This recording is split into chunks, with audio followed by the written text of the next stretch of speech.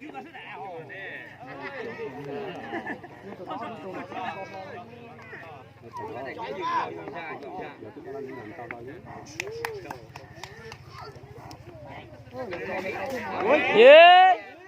Come on.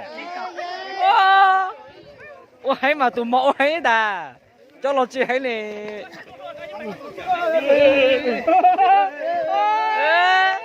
Come on. Cọt đi từ lo.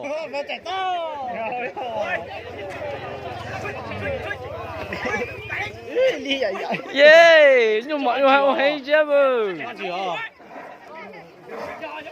Ê. Xe ai giờ mà chơi lên. Không sai hồ. Nó nhổn lò máy cũ á. Tam lập phải đó mà. Lập ra tao chắc à. Giờ tụi mình chỉ chắc xin lúc giờ tụi chỉ lúc chỉ tỉnh ra đấy rồi.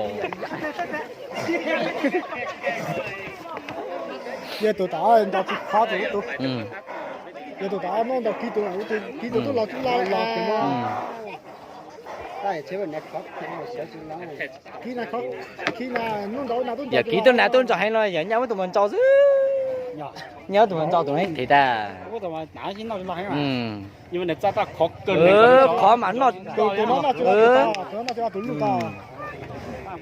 nó nhiều cho tụi tôi khi tụi nó